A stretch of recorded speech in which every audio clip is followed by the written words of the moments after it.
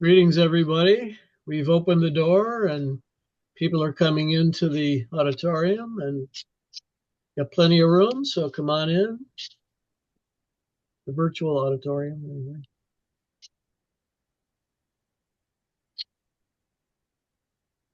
This is going to be a good program. I'm glad you folks signed up for it, and I'm glad you came. I think you'll enjoy it. This is the time of year when we could use a little more financial help. We've been really pressing the pedal on our programming, so we could use a little bit more financial resources to keep us going this year. We are going to have an appeal at the end of this month, so be on the lookout for that. It makes a lot of difference to have your financial support, and right now our board has been very concerned about what might happen out of the federal government.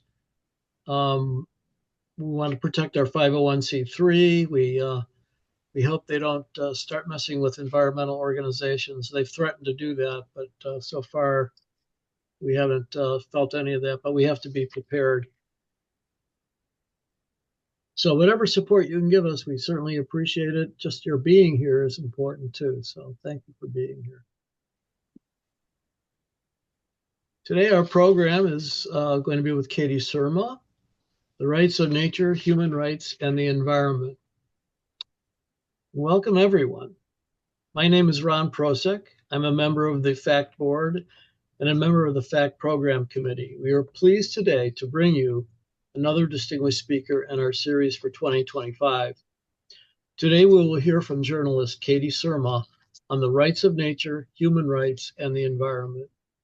Throughout history, faith communities have played a key role in social and environmental justice. From the civil rights movement, where faith leaders like Dr. Martin Luther King Jr. fought for equality, to modern efforts advocating for climate action, faith communities have used their moral voices to stand up for what is right.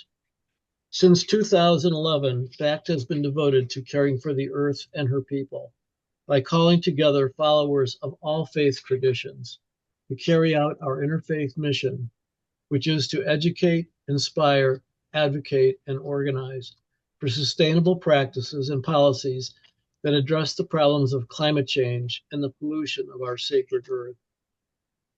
If you have been with us for a while, you know that FACT's Distinguished Speaker Series presents prominent environmentalists, science writers, journalists, and authors of both fiction and nonfiction with themes that deal with the environment and environmental justice.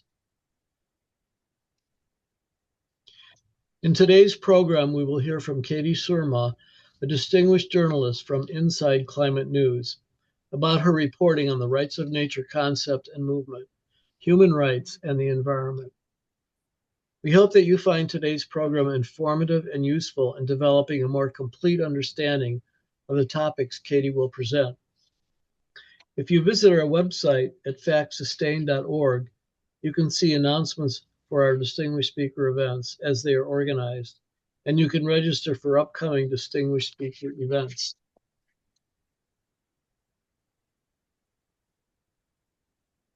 Following Katie Surma's presentation today, there will be a Q&A period.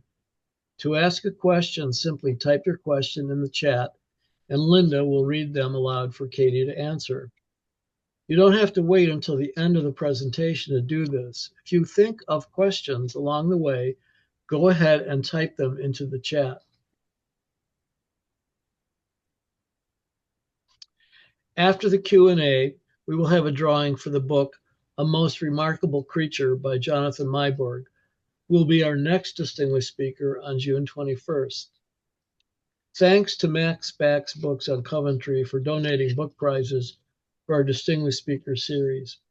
We will announce today's winner after the Q&A, and we'll also send the winners a message in the chat asking each winner for their snail mail address.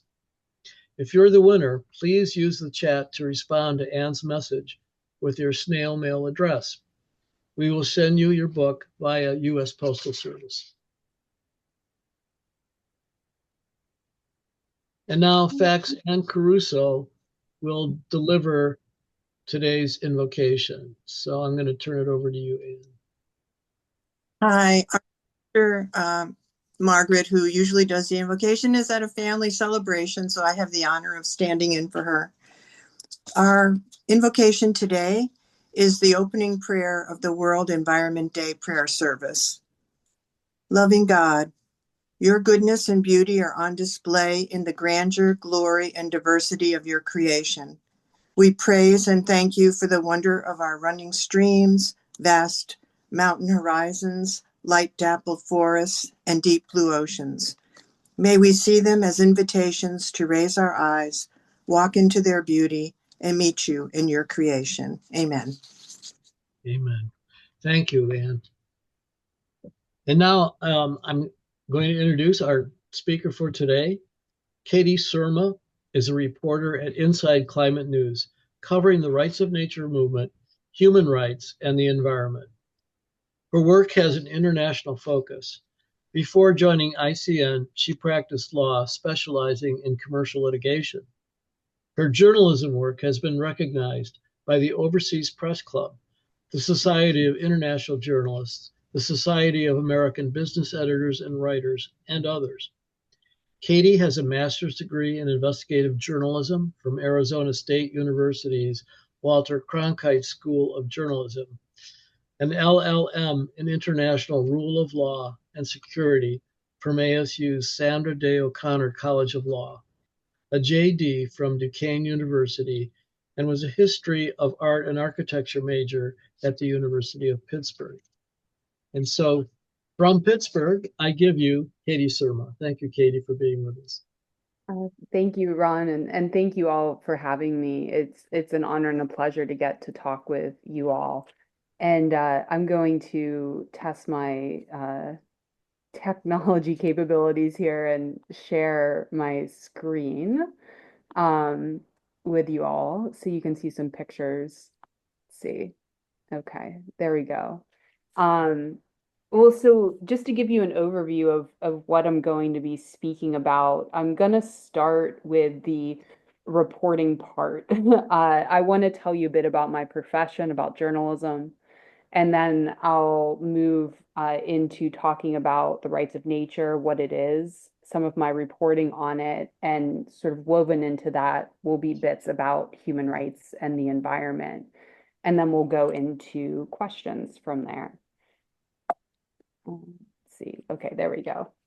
So I work for Inside Climate News. We are a independent news organization, and we cover everything in the realm of environment and climate change and energy.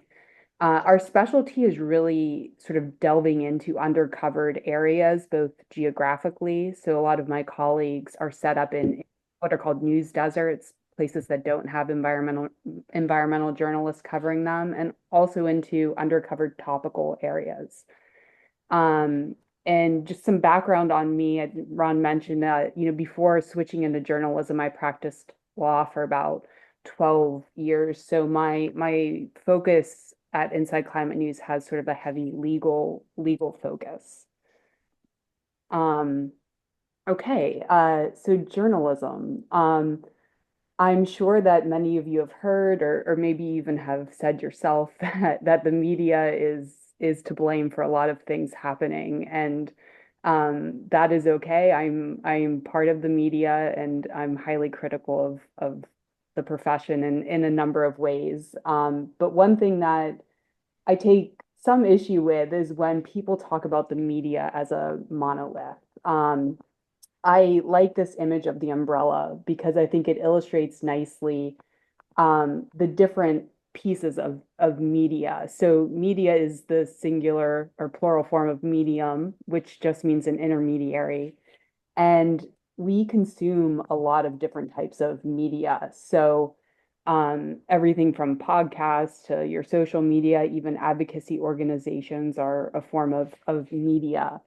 Um, Journalism fits in that too, but we have sort of a special role where when it's at its best, we are verifying information, we're going out into the world and witnessing it and documenting it. And in that sense, it's a form of knowledge creation, whereas a lot of other media is just pushing information around, whether it's verified or not.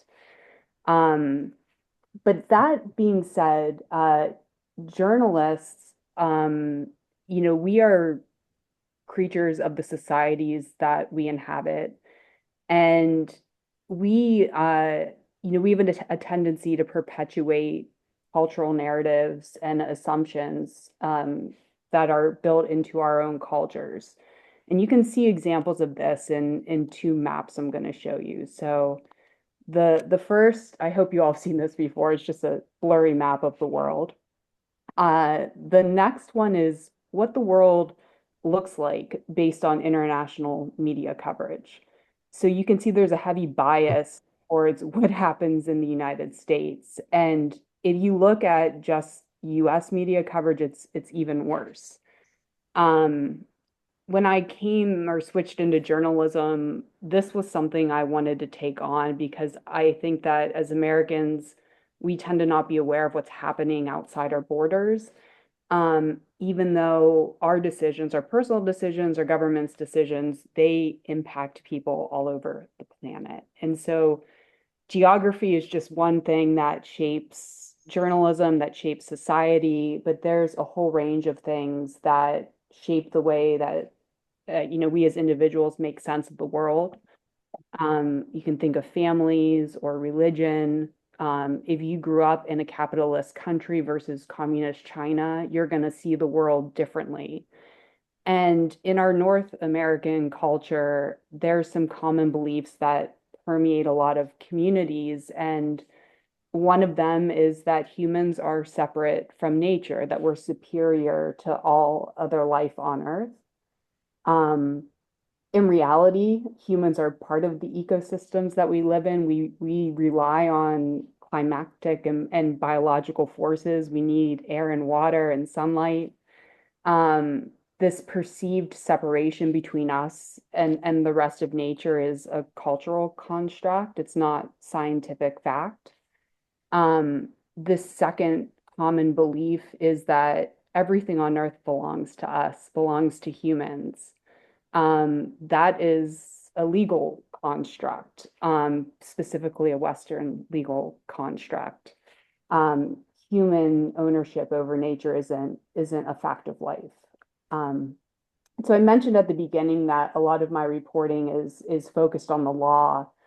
Um, it's not just because of my background as a lawyer. The law plays a central role, just like media does, in reinforcing beliefs like these.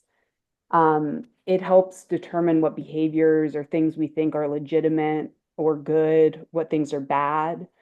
And I just was thinking back over my own legal education, and Black's Law Dictionary is like the foundational place you go to look up terms, and it defines animals as all living creatures, not human. No biologist is going to say that. There's also, I wanted to point out that a lot of our keystone environmental laws are centered around humans. They're anthropocentric.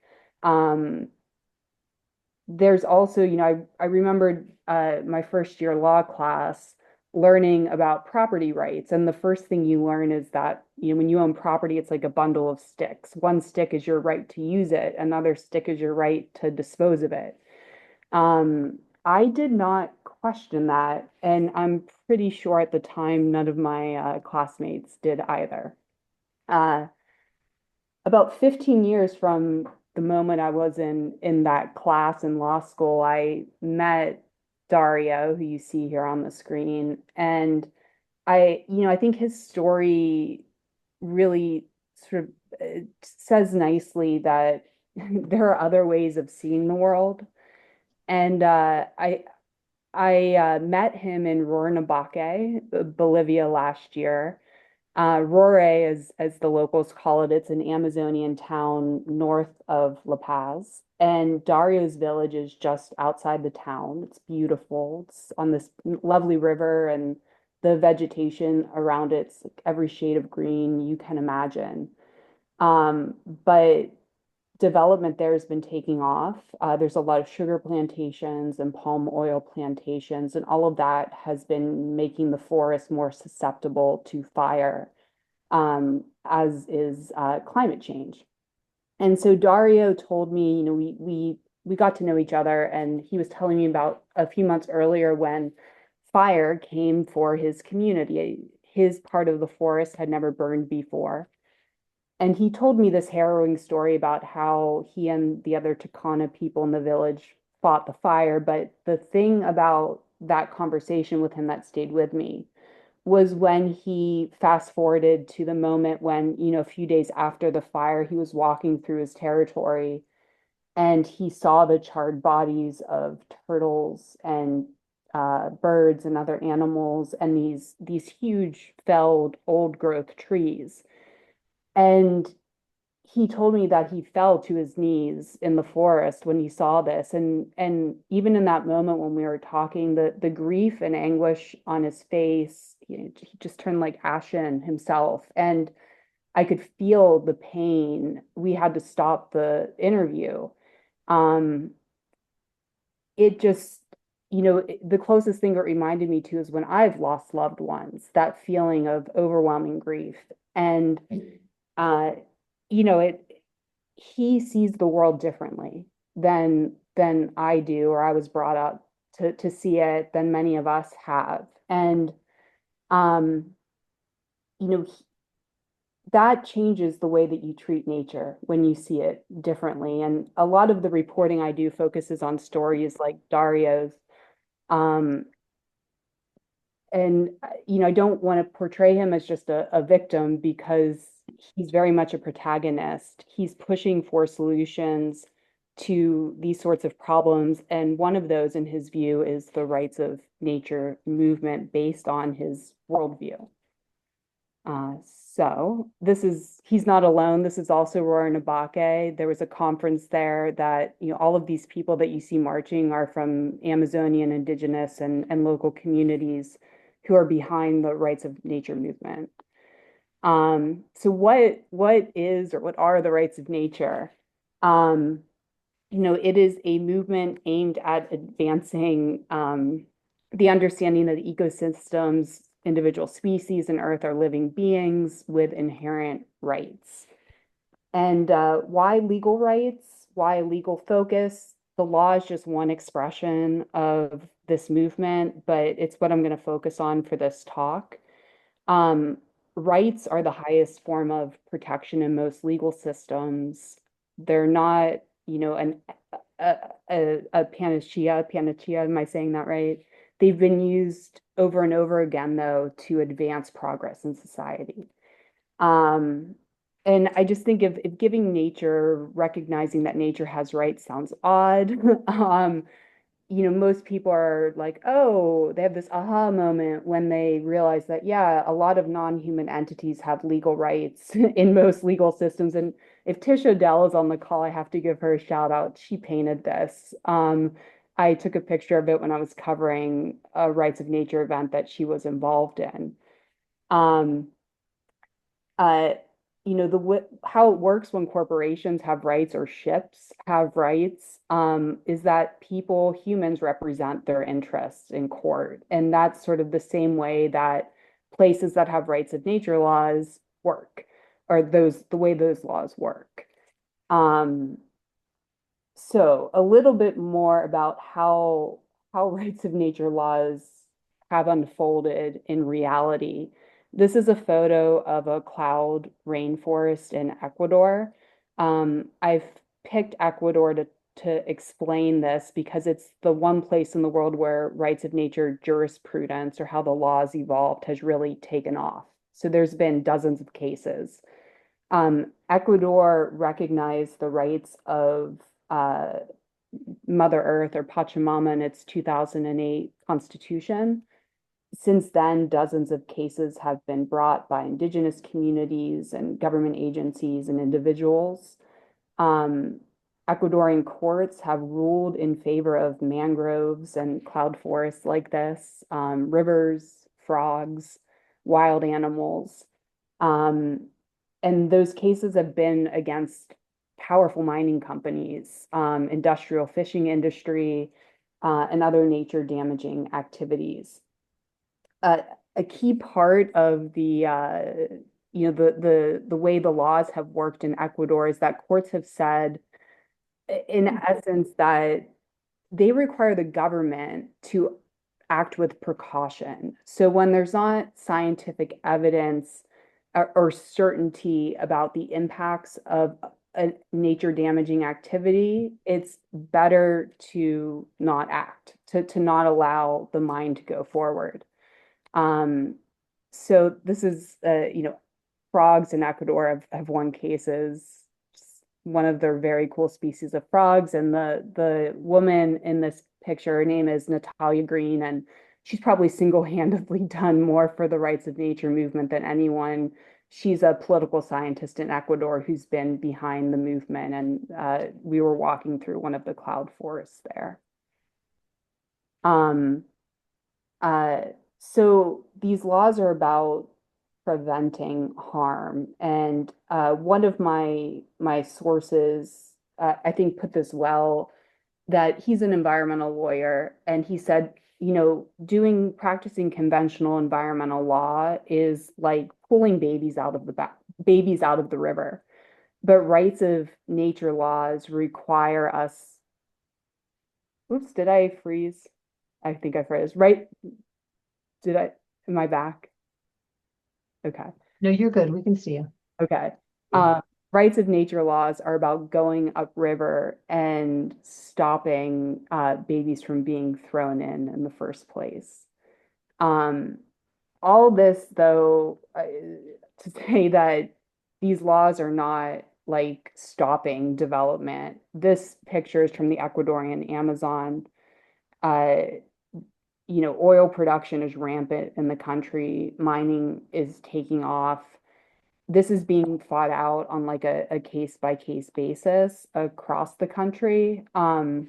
This is an image of some of the gifts from the oil companies after they leave.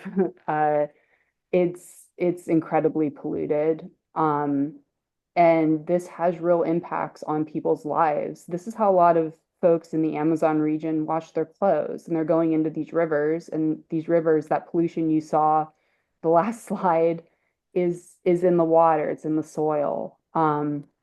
So enforcement remains a huge problem. Uh, Pivoting just a little bit to a different dimension of rights of nature. Um, this is a picture of where I went on my very first reporting trip to cover the movement. And um, it was covering what is known as the International Rights of Nature Tribunal, which is an effort to sort of normalize for Western societies this idea that nature has rights, and what does it look like if our justice systems recognize this? So the tribunal is based on or modeled after people's tribunals. There's something that became popular in the Vietnam era when people felt like governments and justice systems were failing to do what was moral, what was right. And so people went out, advocates went out and they investigated, crimes, what they saw as crimes, and held these sort of mock trials. Um, the tribunal doesn't have real power to hold people accountable in the sense that like a government court can, but they do have influence on later legal actions. In fact, the people's tribunals that proliferated in the 70s and 80s, they led to the creation of the International Criminal Court in 2002, I believe. So the International Rights of Nature Tribunal was created in 2014 by an advocacy group. And we traveled through Brazil's Amazon rainforest. Just a side note, for this trip, I was given about 2 weeks notice that I was going. I'd never been to the Amazon before. I didn't know where we were going or what we were doing. I don't recommend that. But it ended up for me personally and as a journalist being one of the best experiences that I think I've ever had. Uh, So what were we doing? We were looking at all sorts of development, quote unquote development throughout the Amazon. This was a hydroelectric dam. It was our first stop. It's called Belo Monte. It was a World Bank funded hydroelectric dam. And uh, the communities that lived around here felt, they told us or told the judges that they didn't think that the justice systems really reflected their culture or their worldviews. They also warned that, if you do this to the river, it's going to change the river ecology. We're not going to be able to fish the way that we have, to live the way we have. This is one of the riverine communities that we met with. They had lived interdependently with the river for generations.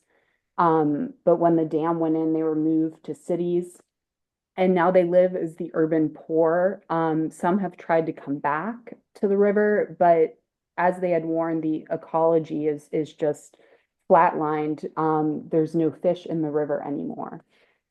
Um, that is what part of the river looks like now. It's flooded. That's like the reservoir area that's flooded part of the forest.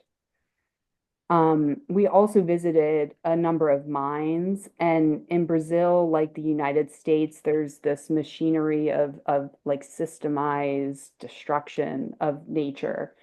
The mine isn't just a mine, it connects to roads, which breed colonization and more forest clearing. Then there's railways that run from the mines to move the metals to the ports, and those slice through habitats and communities.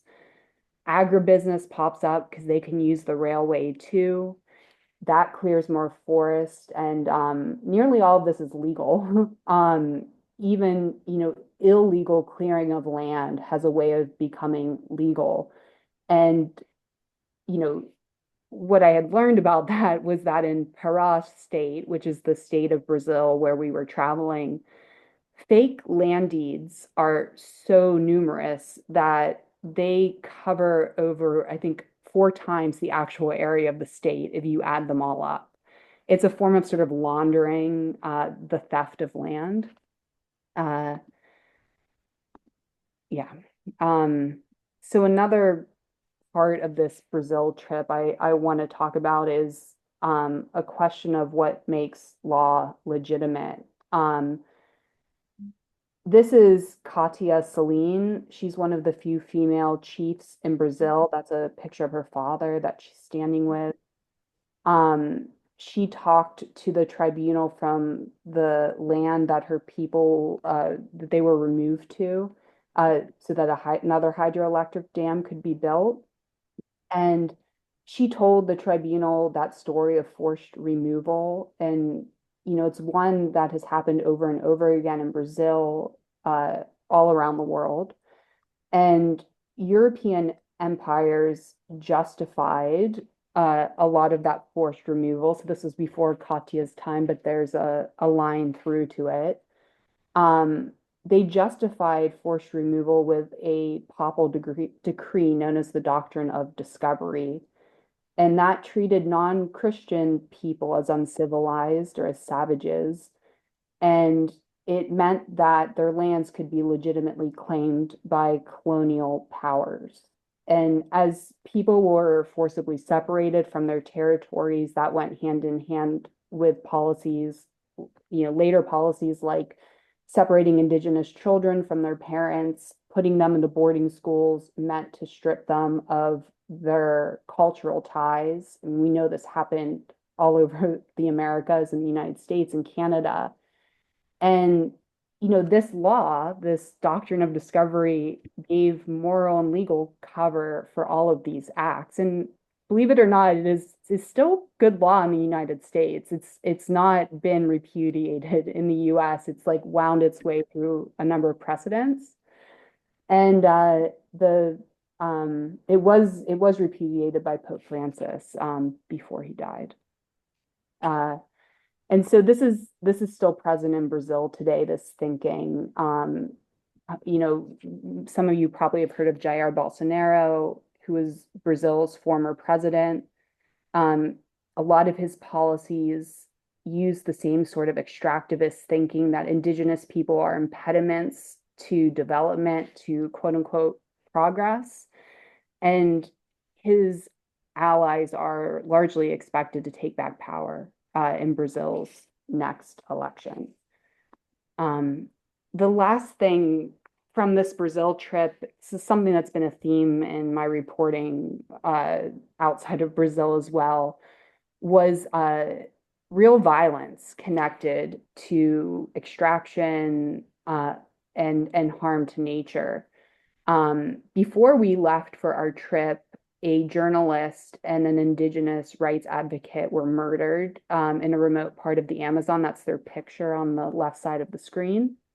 Uh, Criminal networks are pervasive in the Amazon. It's something I think a lot of people don't know about. They're linked and sometimes control legal mining and other activities like that.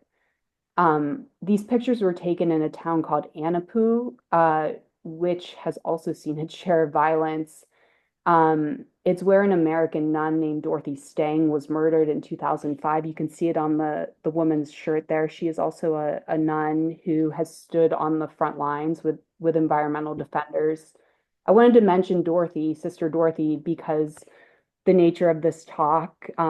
People, I know a lot of you are affiliated with religious groups, and Dorothy and a lot of the nuns in Brazil ascribe to this branch of the Catholic Church called liberation theology. A lot of you may already be familiar with it. I wasn't until I went. It emerged in Latin America in the 60s and 70s, and it has a big emphasis on social justice and helping the poor. And in the Amazon, this branch of it around environmental protection and recognizing that marginalized people are usually most affected by environmental degradation and climate change.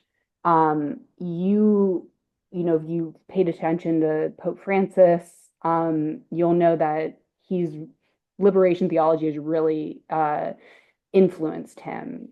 He has said that, humans are part of nature, we're included in it. There's a true, I think, right of the environment or something like that. So uh, just an interesting, there's a lot you can go into on religion and rights of nature, but I'll leave it at that. I want to switch gears a bit about science end of things, because that's also part of the reporting I do on this movement. Um, Increasingly scientists are signing on to or endorsing the rights of nature movement. They're learning more and more about other species and just about ecology in general. The thing that interests me the most, that grabs me, is what we learn about the sentience of other species. I have some facts up here that may interest a lot of you as well. But I think the most important thing is that there's still very little we know about nature, and we are all very limited by our own human biases. I don't know if any of you have read Ed Young's book, An Immense World.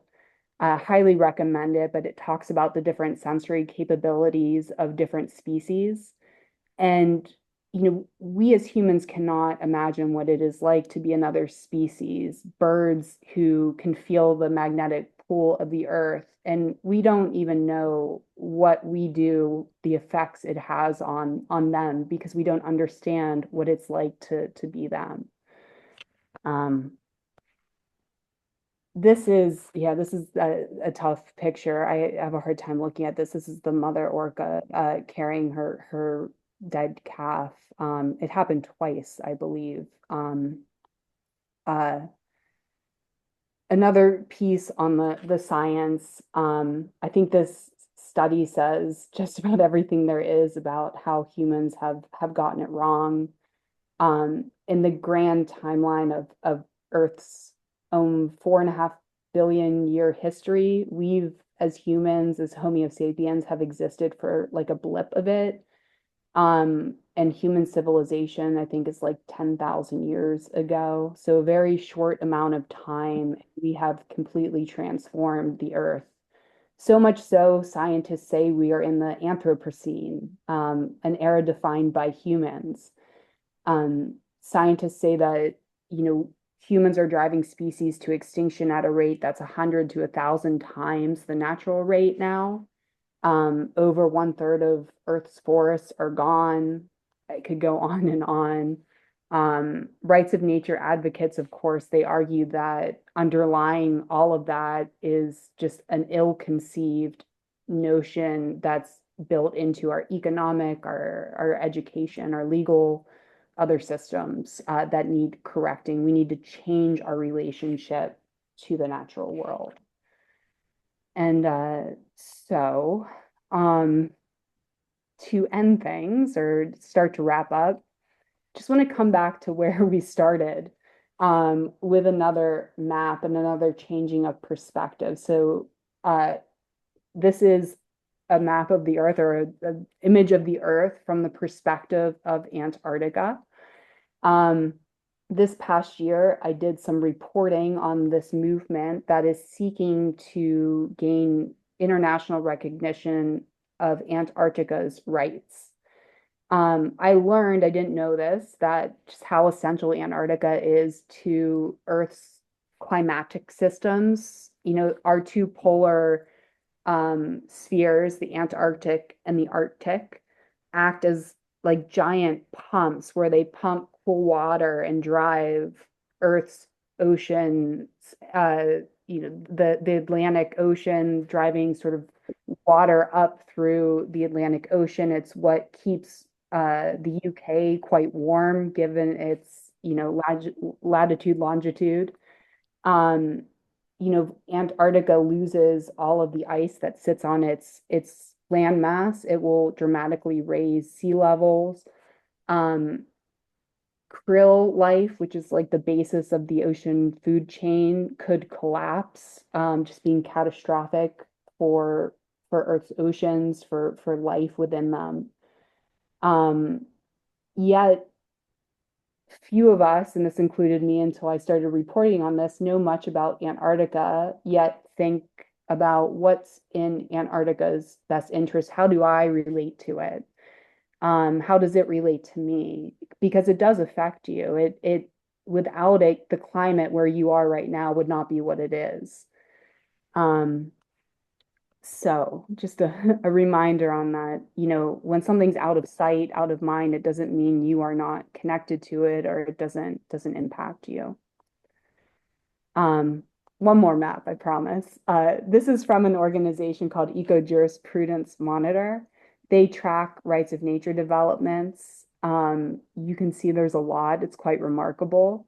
I will say though, like as a caveat, many of these are symbolic. They don't, they're non-binding declarations. But a good number of them aren't. A good number of them are hard law. And so it's a good place if you're interested in this movement, you can go click around and learn about different initiatives that are happening. And with that, I think we can move to questions. I hope there are some questions. Stop sharing my screen. Would you like me to stop sharing the screen? Yeah. Please. Okay. Thank you. Thank you, Katie. I'm just going to put up a slide to remind people about questions, how to ask a question.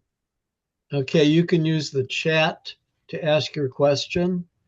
And Linda is monitoring the chat, and she will be the announcer of the question. So I'll turn it over to you, Linda.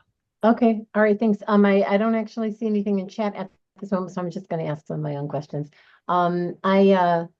I think so much of this has to do with awareness, and like you're saying, people aren't even thinking about what's going on in the Antarctic and how it affects us, or so many other things. So I guess what I'm looking for is how do we keep the conversation going? How do we raise awareness? How do we, bring this forward? To the Ohio State House, to DC, someday in the future. What are your thoughts? What can we be doing as individuals and as activist groups? That is a great question. As a journalist, I'm loath to give advice about activism, but I can tell you like what I see. Um, the first thing that comes to mind is there's an organization called CellDeaf in the Ohio region in Pennsylvania. And I mean, they do global work and they have people all over the US, but they're doing a lot of community organizing events. I mean, the thing about the rights of nature movement that I think is both a superpower of it, but also maybe a weakness in some sense, is that it's highly decentralized and it's incredibly grassroots. So these initiatives, nearly all of them have come up from like community level, communities that have a tie to whales or to wild bees, or different species or a different ecosystem, and they've pushed for rights recognition of it. The United States is a bit of a special case when it comes to rights of nature because the United States, the belly of capitalism, private property ownership, it has a lot of special obstacles for people to overcome. But I think getting together at the grassroots level and perhaps seeking out the advice of organizations like CellDeaf, I could name a whole bunch of them. You can easily look them up by Googling sort of rights of nature, legal help, or something like that. And they can give you guidance on, where to go next. Does that answer your question? There are a number of ways I think I could have answered that, but it, No, I think connecting with self I think is a great idea. I also so Ron just put a question in chat and it was kind of connected to what I'm thinking also was like how do we make people see things differently and or help people? And Ron's question is when you're in your reporting, what kinds of stories do you think grab people's attention the most and have the greatest emotional impact so that we can change the way people are seeing things? What yeah. kinds of stories should we be? Yeah, that's such a great question too. At our Inside Climate News retreat this year, we were reminded of our core purpose as journalists, which is to find out information and verify it and get it out there. Because I think it was Ida B. Wells, I want to say, journalist. She said before people can act, they have to know. Um, Hmm. they have to know. And I think the question is right in that not all stories, not all information is equally moving for people. Um, but we're wired for story. So you'll come across different, types of journalism that is like a straight news report about some event that happened. Think like Reuters is really good at those. But then there's deeper reporting that's more long form that tells people's stories when you make a human connection with other human beings. Um, that is the type of journalism I like to do, that I like to consume. Um, because when you make an emotional connection, and it doesn't have to be to a human, it can be to an ecosystem, it can be to a different species of some sort. Um, I think that's what drives change. That's what moves people to act. Uh, at least that's the type of journalism that I find most compelling. Um, you can't consume it with like scrolling through your phone. It's something you sit down with and experience by reading or watching. Okay, yeah, and Bill put in the chat, change culture and then the laws will change. And I think that is really important to have that grassroots orientation because then the change is more permanent.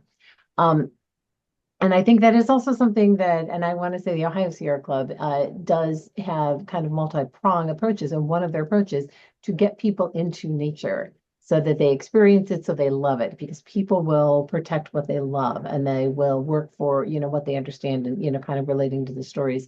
Um, and if nobody ever goes, if, people don't ever spend time in some of the more beautiful natural spaces in this state, they're not going to care as much when they're told that we're fracking our state parks.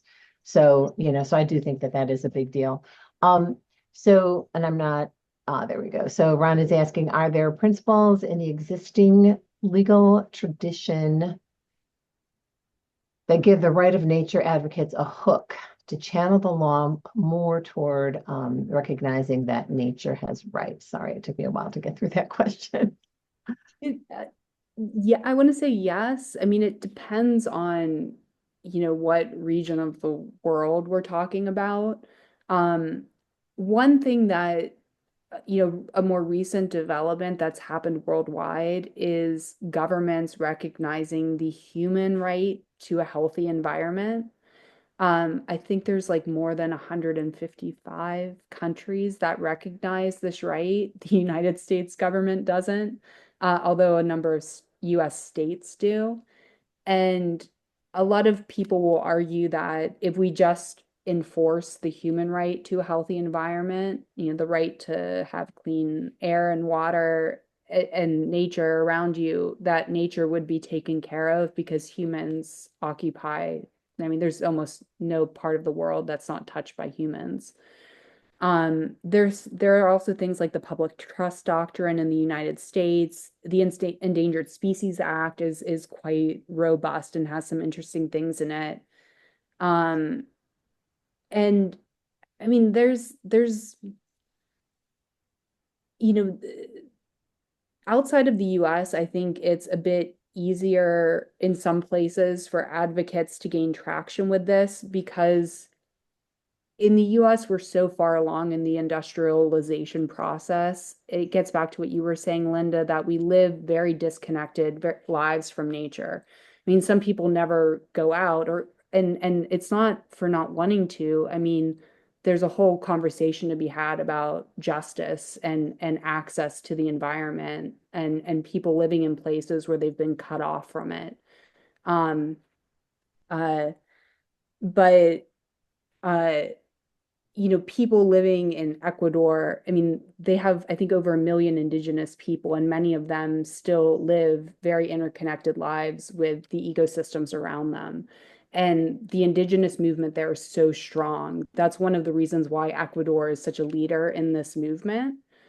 And so I think there's maybe some learning that can happen between different cultural exchanges of grassroots folks, environmentalists here and in places like that.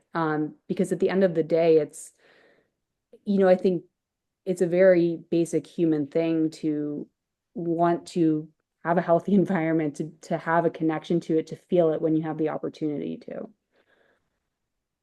Okay, all right, fantastic. So we have Mary Huck is asking a question that I wanted to ask also. The book that you mentioned, was it An Immense World?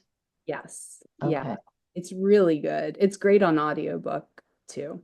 okay. And John is pointing out that Oberlin passed a Rights of Nature Ordinance in 2016 as part of their anti-fracking ordinance. So it can be done at a state level. It can be done at a local level.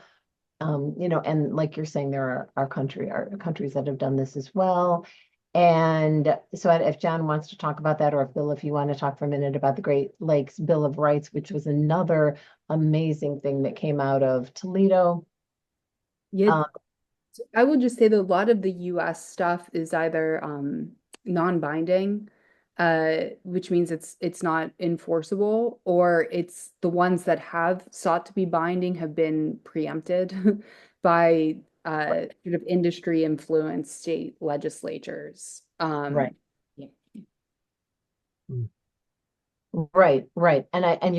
I see that as well, that so much of what is done, the inroads that are made are not legally and often overturned. But they keep the conversation going, and they keep raising awareness about what needs to be done and what can be done, which is why I think it is so important. Um, In and then- Washington State does have a binding one on the books. I think it was like Everett, Washington last year passed it was by like ballot measure that gave part of the Snohomish River Basin legal rights. And so that's something I'm following closely actually, because it could be the first one that really sticks in the US. Mm. And I okay. think Bill has his hand up. Hmm. Yeah, I just wanted to say that there's a difference between the Lake Erie Bill of Rights and the Great Lakes Bill of Rights. the Lake Erie Bill of Rights was passed 2019 by the people of Toledo after experiencing their toxic algae bloom. But the state, together with Big Ad, did all kinds of measures to try to make it nullified. But again, the more of these things that are out there, the more it starts to change people's minds and culture.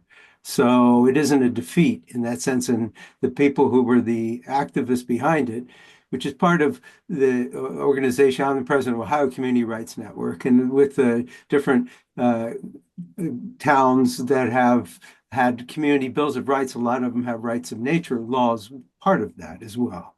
Like Oberlin was mentioned, Columbus has tried to do the same. Some have gotten on the ballot and passed. Some of them have gotten on the ballot but haven't passed. And then there's a congressman, I think his name Patrick Burke in New York. And so CELDAF's been working with him, and they've helped him draft the Great Lakes Bill of Rights. And then they're trying to get some help, I think, the Canada side also, and get more recognition. So the more of these things that are coming out, the more the tension is there, the more cultural changes and the more law changes. I just want to point out one more thing, that things could have been different way back in the 70s. I think there was a famous case, I'm sure you can speak about that, that I think it was O'Donnell, Chief Justice O'Donnell, who spoke about maybe that nature should have standing trees and things. And there was a book too, and I think it lost 5-4 of some Sierra Club decision. And if that had passed, then things might be different right now in the U.S. That's true. So you're talking about there was a Supreme Court case, but to influence that decision, a law professor named Christopher Stone wrote a law review article called "Should Trees Have Standing?" And you can find it for free on the internet. It is one of the best things I've ever read. It has pretty much every legal argument for why we should recognize, the legal rights of natural entities, why they should have standing to go to court to protect their own interest. Highly recommend it. Yeah, just one more thing. Just reading the dissent from the Chief Justice in that one famous Supreme Court case involved the Sierra Club, and I forget the other entity. His his dissent is very powerful too, and of course it isn't as long as the book. So I would also recommend reading that. Yeah.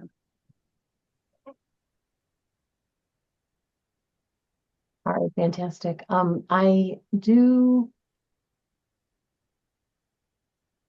Okay, and so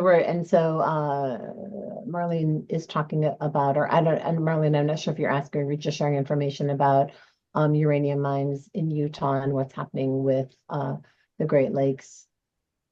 Sounds like you're talking a little bit about what's happening with the Great Lakes Pact as well.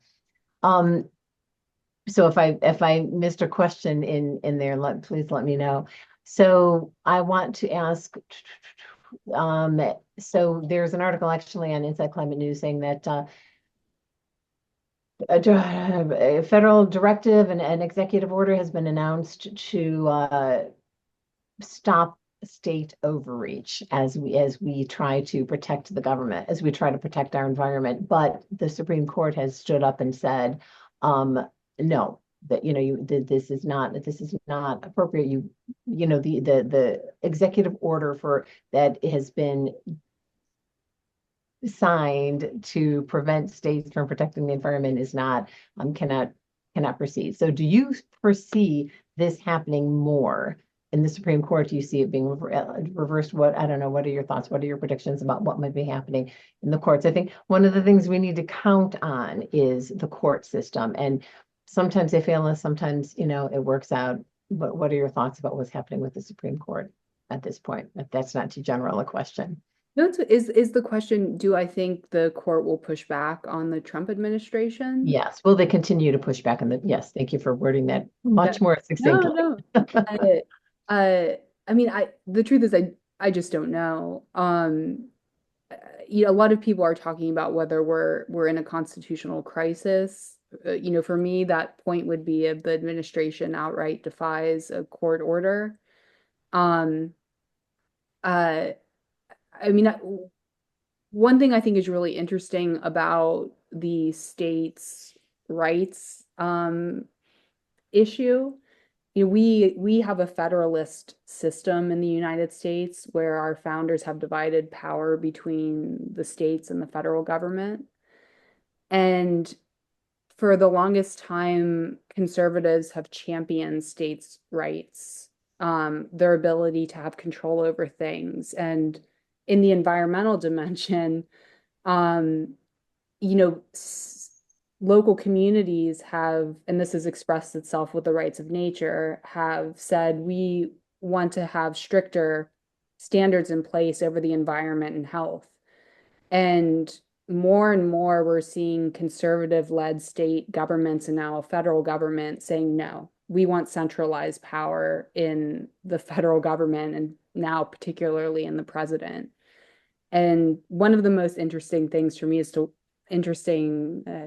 I don't know if that's the right word, is to watch what happens between the courts and the administration now.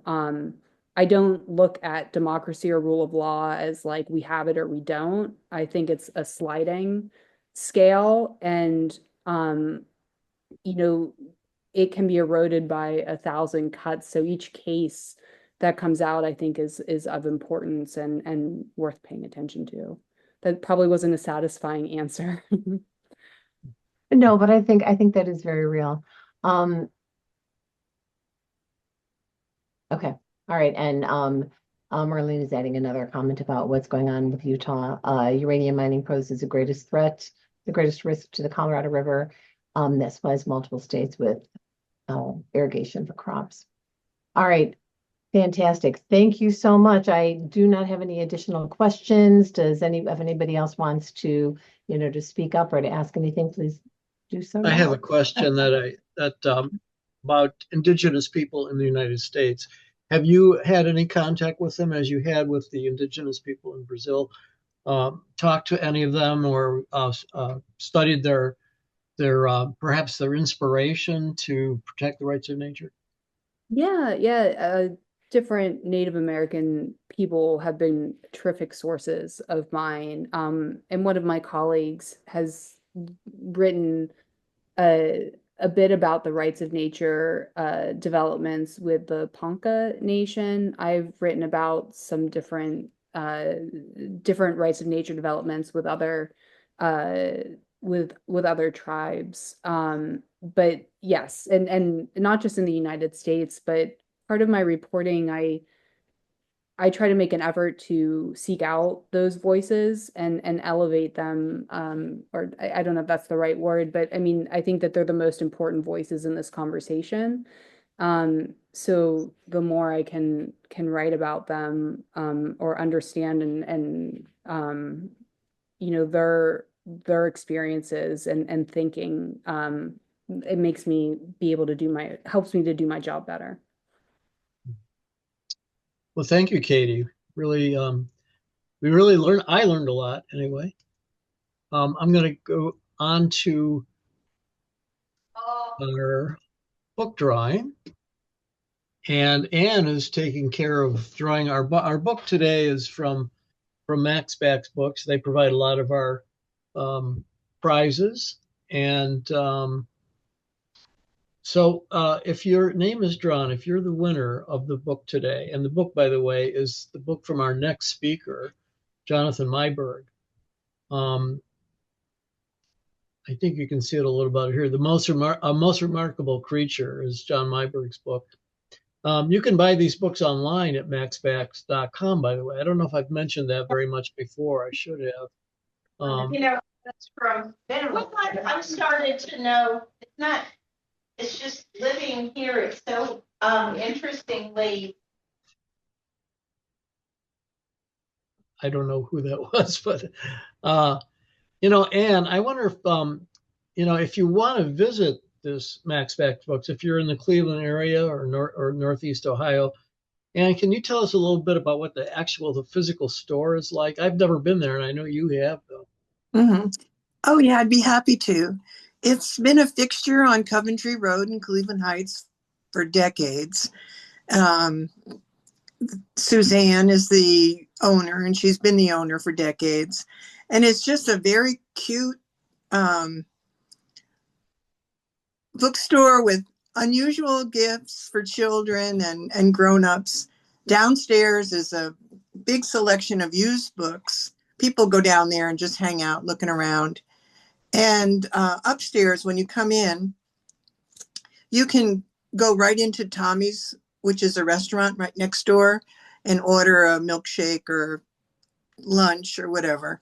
And it's a little bit of a throwback to the 60s, a bit of a hippie vibe, but it's clean, it's modern, it's just very unique. And they donate our book drawing books for this series. So they're very good partners, and they do a lot for the community. Yes. So yeah, they've been very supportive of our program. So thank you, Suzanne, and everybody out there at Max Backs. Yeah, so I do have a winner for the book drawing, and it's Judith Pestek, Pestak. Not sure I'm pronouncing it correctly. Judith, I sent you a message in the chat asking for your snail mail address so that we can have Suzanne mail the book to you. So please look in the chat and just reply to the message that I sent you. And my name is Ann Caruso, so you'll see a message from me. And thanks so much for being here today. Congratulations, and thank you. Our next speaker will be Jonathan Myberg, and that will be on Saturday, June 21st. Now, the time is different. We usually start at 3, but this program is going to start at 1 p.m. Eastern Time. And you can go to our website and you can register for that at factsustain.org. Okay, about a little more about FACT. We can use your help if you want to volunteer for one of our committees. You could just message us in the chat right now if you wish. If you'd like to learn more about what our committees are, go to our website. There are descriptions of our committees, and we certainly would appreciate more volunteers. It always helps. And now, Ann, I'm going to turn it back to you for the benediction as we wend our way homeward. Okay, again, I'm standing in for Pastor Margaret. This benediction is taken from the closing prayer of the Navajo Blessing Way ceremony. And many of you have maybe come across this. It's very popular. In beauty I walk, with beauty before me I walk, with beauty behind me I walk, with beauty above me I walk, with beauty around me I walk. It has become beauty again. Today I will walk out. Today everything negative will leave me. I will be as I was before. I will have a cool breeze over my body. I will have a light body. I will be happy forever. Nothing will hinder me. I walk with beauty before me. I walk with beauty behind me. I walk with beauty below me. I walk with beauty above me. I walk with beauty around me. My words will be beautiful. Oh, thank you, Ann. That is beautiful. We actually have sung that in our church services. That's a beautiful prayer. Thank you so much. Thank you, everybody, for being with us today, and we look forward to our next program. Hope you all can be with us for that. And let's see what we'll put up on the screen as we leave. We've done our benediction. And if you would like to make donations, there's some information for you to make donations to us. So remember, June 21st will be on again. Go to our website for more information, factsustain.org. And again, Katie Surma, thank you so much for a wonderful program. I found it very illuminating and inspiring. Thank you so much.